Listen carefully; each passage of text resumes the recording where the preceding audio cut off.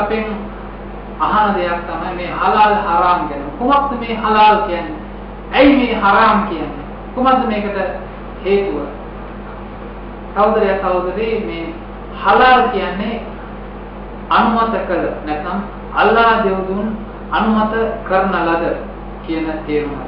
මේ හරාම් කියන්නේ අල්ලාහ් දෙවතුන් නැත්නම් අනුමත නොකළ අල්ලාහ් දෙවතුන් අනුමත නොකළ කියන අර්ථය එන එක තමයි මේ හරාම් කියන්නේ. මේ දෙකම අරාබි වචන දෙකක්. මේ වචන දෙකේ බොහෝ දේවල් ගැප් වෙලා තියෙනවා. අපිට අද කතා කරන්නට පුළුවන් වෙන්නේ මේ හලාල් මස් සහ හරාම් මස් ගැන තමයි. ඉස්ලාමය කියන්නේ සම්පූර්ණ ජීවන රටාව. මේ ජීවන රටාවේ හලාල් හරාම් කියන එක හැම දෙයකටම අඩංගු වෙනවා. නමුත් අද දවසේ අපි කතා කරන්නේ මේ මස් සම්බන්ධව පමණයි. ඉතින් කොහොමද මේ මස් සම්බන්ධව හලාල් සහ හරාම් කියන්නේ? අපි පොඩ්ඩක් ඉදිරියට කතා කරලා බලමු. බොහෝ කට්ටිය මේව කතා කරාට මේ හලාල් හරාම් ගැන උන්ට තේරුමක් නැහැ. කොහොමද මේ හලාල් හරාම් කියන එකෙන් අර්ථ ගැන්වෙන්නේ? අපි මෙතනදී කිව්වා අල්ලාහ් දෙවතුන් පවසන ආකාරයට යම් කිසි දෙයක් කිරීම ඒක තමයි හලාල් කියන්නේ. එතකොට මේ මස් සම්බන්ධවද අපිට කියන්නට පුළුවන් මේ හලාල් මස් කියන්නේ එක්තරා සංවිධානයක් විසින් අනුමත කරපු ලද එකක් නෙවෙයි. එහෙම නැත්නම් යම් කිසි ආයතනයක් මුස්ලිම් ආයතනයක් මරපු මසක් නෙවෙයි. හලාල් කියන්නේ අල්ලාහ් දෙවතුන් නියම කරලා තියෙන ආකාරයට යම් කිසි සතෙකුගේ මස් පිළියෙල කරන්නේද ඒක තමයි හලාල් වෙන්නේ.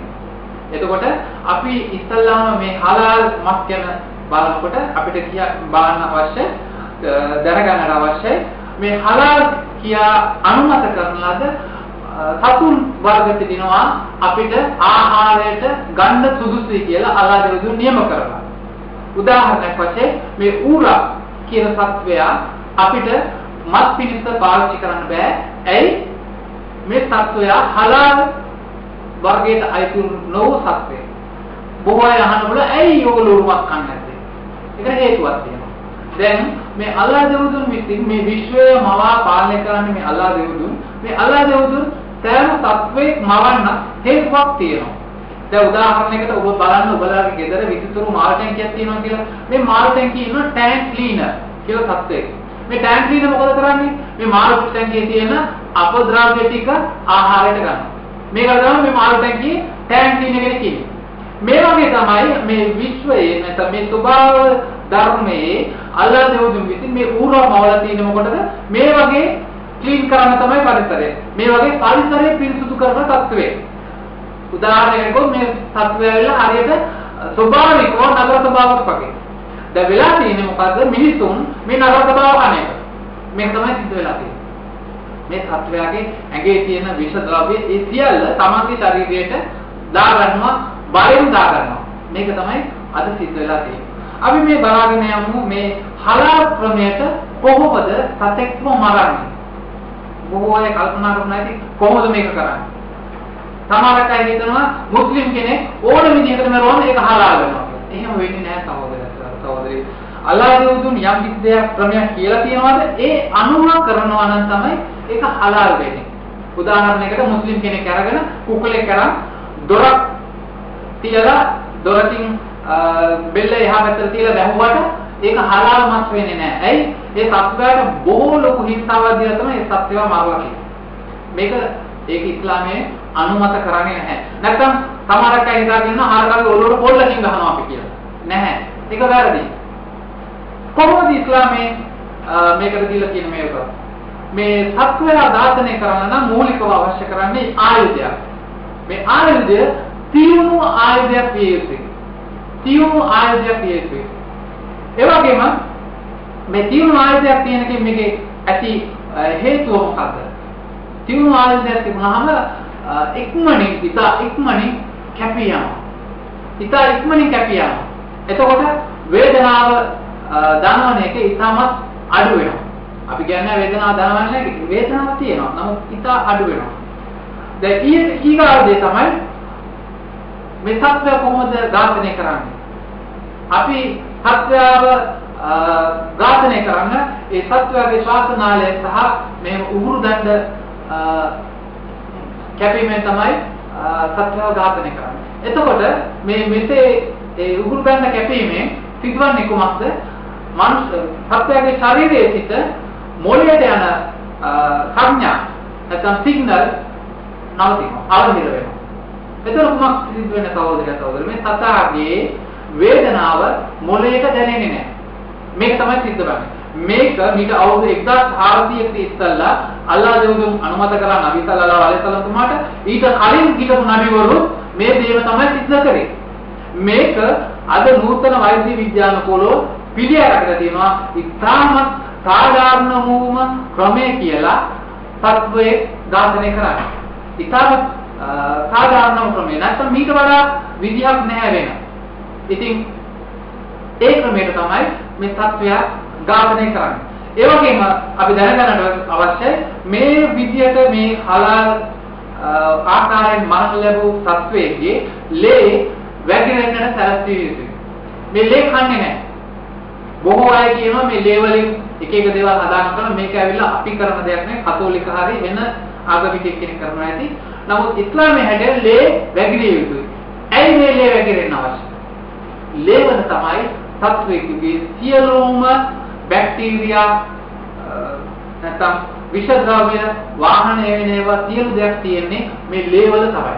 ඉතින් මේ ලේ වලින් තමයි සත්වයාගේ රෝග තව එකකට වාහනය වෙන්නේ. එතකොට අපි මේ ලේ වැగిරෙන්න සලස්වනවා. මේ ලේ වැగిරුණාම සතාගේ අපිට තියෙන හානිය බොහෝ දුරට අඩු වෙනවා. ඒ වගේමයි සතුන්ගේ මේ මස් ගොඩාක් කල අපිට තියාගෙන ඉන්න පුළුවන්.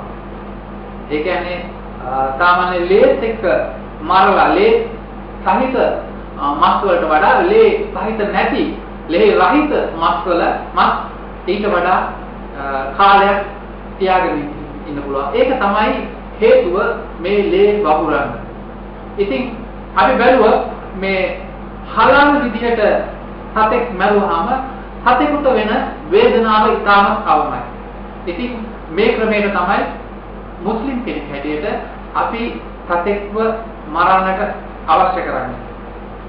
ඉතින් බොහෝ අය අහනවා මේ මාළුන්ට එතකොට මාළුන් කොහොමද හලාල් කරන්නේ? නබි සල්ලල්ලාහු අලයිහි වසල්ලම් තුමා කියලා තිබෙනවා ජලද ජීවි සෑම ජලද ජීවියෙක්ම හලාල් කියලා අනුමත කරන ලද කියලා. ඒ කොහොමද අනුමත කරන ලද කියලා කියන්නේ? බොහෝ අය අපිට කතා කරන්න පුළුවන්. සහෝදරය මේ ගොඩබිම විශ්වසන සත්තුන්ගේ ලේ ගමනාගමනය වගේ නෙවෙයි මේ මාළුන්ගේ ලේ ගමනාගමනය. මාළුන්ගේ ලේ ගමනාගමනය ඊට වඩා වෙනස් ආකාරයකින් තමයි සිද්ධ වෙන්නේ. උදාහරණයකට සත්වයේ ඔබ කපලා බලන්න කැපුවාම ලේ එනවා. මාළුවේ ඔබ කපලා බලන්න ලේ එන්නේ නැහැ. මොකද මාළුවගේ ලේ ගමනාගමනය වෙනස්. ඒ වගේම අපි මේ මාළුවෙක් ආහාරයට ගන්නකොට මේ මාළුවගේ කර්මල ආහාරයට ගන්න. ඇයි? කර්මලේ මාළුවගේ ලේ තැම්පත් වෙලා තිබෙනවා. හලාල් විදියට අල්ලාහ් දෙවිඳුන් නබි සල්ලල්ලාහු අලයිහි වසල්ලම් තුමාගේ මාර්ගයේ මේ මාළුන්ව අපිට දීලා තිබෙනවා. ඒතකොට අනිත් සතුන් ගොඩබිමේ සිටින අනිත් සතුන් අපිට වෙන් කරලා දෙනවා මේ සතු හරාම් මේ සතු හලාල්. ඒතකොට මේ හලාල් කියන සතු පමණයි අපි ආහාරයට ගන්නෙ. එතකොට ඔබ කල්පනා කරන්න පුළුවන් දැන් ඇයි මේ අපි කුකුල් මස් එහෙම හලාල් මස්ම තෝරන්න ඕන? දැන් බොහෝ අවස්ථාවලදී අපි බැලුවොත් ලෙඩ වූ සතුන් ඔවුන් මස් පිංස පිළියෙල කරනවා. එතකොට මොකද වෙන්නේ? ලෙඩ වූ සතු තමයි අපි කන්නේ. හලාල් විදියට මස් භාවිත මස් පිළියෙල කරනවා නම් අපිට ලෙඩ වූ සතු ගන්න බෑ. ඒ වගේමයි බොහෝ විට මරණවල සතුන්ගේ මසුත් දෙනවා විකුණනවා. නමුත් අපිට මුස්ලිම් කෙනෙක් හැටියට හලාල් විදිහට නම් අපිට මරණවල සතු අලෙවි කරන්නවත් මරණවල සතු ආහාරයට ගන්නවත් බෑ. ඒක හරාම්. ආහාරය පිණිසම මරපු සතෙක් විතරයි අපිට ආහාරයට ගන්න පුළුවන්. ඒක තමයි තියෙන දේ.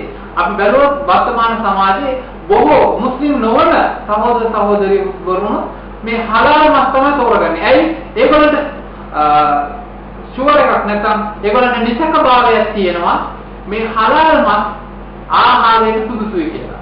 ඇයි? ඔවුන් කියනවා මේ හලාල් මස් ආහාරයට ගත්තොත් ලෙඩ වූ සතුන් අපි කන්න හම්බ වෙන්නේ නැහැ. මැරිච්ච සතුන් අපි කන්නේ නැහැ. උන්ට ඒක හැංගිලා තියෙනවා. ඉතින් මේ සහෝදරයන් තේරුම් ගන්න අවශ්‍යයි. මේක තමයි මේ හලාල් මස් පිළියෙල කිරීම කියන්නේ. එහෙම නැතුව යම් කිසි මුස්ලිම් කෙනෙක් ඕන විදියකට මරුවා කියලා ඒක හලාල් වෙන්නේ නැහැ. ඉතින් ඉස්ලාමයේ ආකාරයක් තියෙනවා. මේක තමයි මේ ආකාරය. මේ ආකාරයට සකසන ලද මස් පමණයි හලාල් වන්නේ.